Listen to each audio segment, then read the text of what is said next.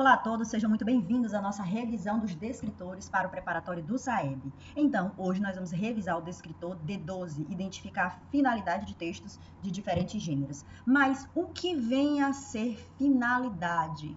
Finalidade é o para quê, é identificar no texto por que ele foi feito. Então, todas as vezes que nós lemos um texto, todas as vezes que nós lemos um gênero textual, a pergunta que vem à nossa cabeça é: para que esse texto foi escrito? Então, vamos fazer aqui uma pequena atividade. Pause o vídeo e aí você vai tentar responder qual é a finalidade destes gêneros. Qual que é a finalidade da notícia? Qual é a finalidade de uma propaganda? Qual é a finalidade de uma receita? Qual é a finalidade de uma piada ou de uma tirinha? Qual é a finalidade de um aviso? Pause o vídeo, porque agora eu vou colocar a resposta em tela. Então, vamos lá. A finalidade do gênero textual notícia é informar sobre um fato. Isso é no geral. Todas as notícias têm como objetivo informar sobre um fato. Já uma propaganda, ela tem como objetivo convencer ou a comprar alguma coisa ou a acreditar em algo. Uma receita, aqui uma receita culinária, na verdade, ela tem como objetivo ensinar como fazer um bolo, ensinar como fazer um suco, uma carne, enfim, ensinar como fazer é o objetivo de uma receita culinária, ok? Qual é o objetivo de uma piada? Qual é o objetivo de uma tirinha? Pode ser divertir. Também nós temos exemplos de tirinhas que têm também um cunho bem crítico, mas no geral as tirinhas têm como objetivo divertir. E um aviso. O aviso tem como objetivo alertar ou orientar. A finalidade do aviso é alertar ou orientar. Vamos treinar agora na prática com questões já do SAEB.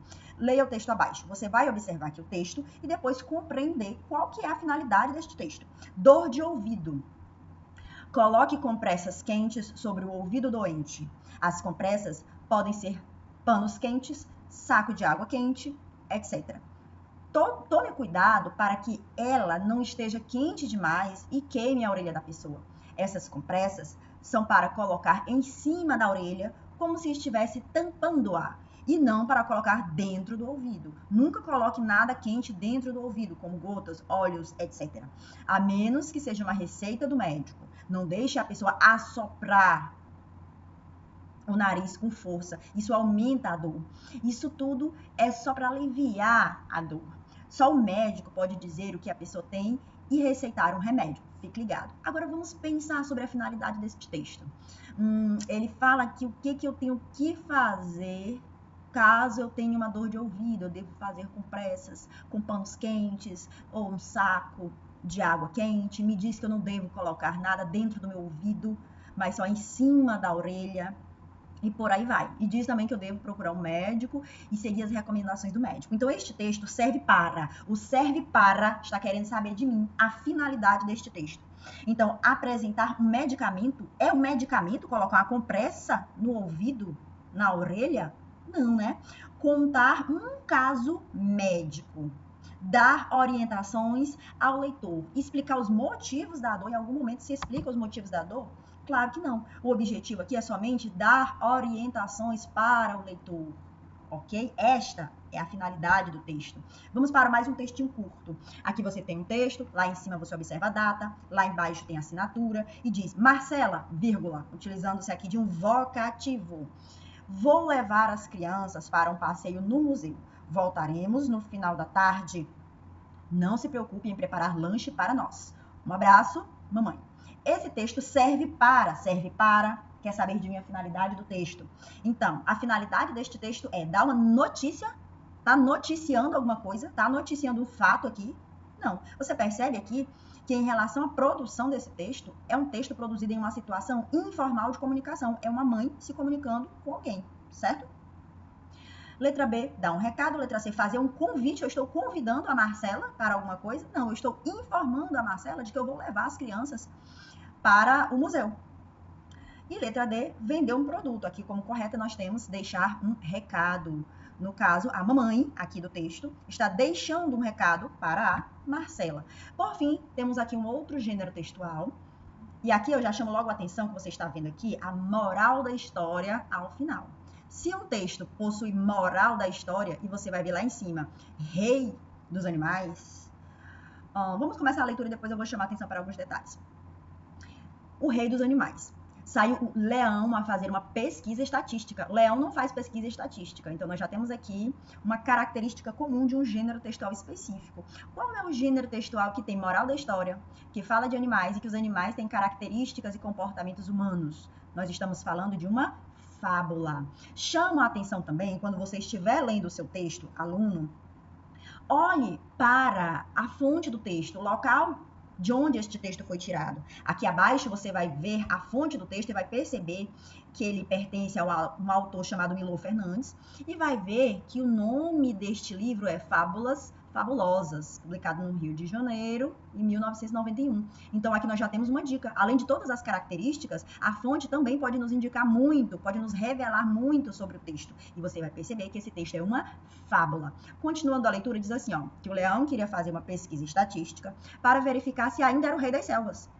Assim, o leão encontrou um macaco e perguntou: Ei, você aí, macaco, quem é o rei dos animais?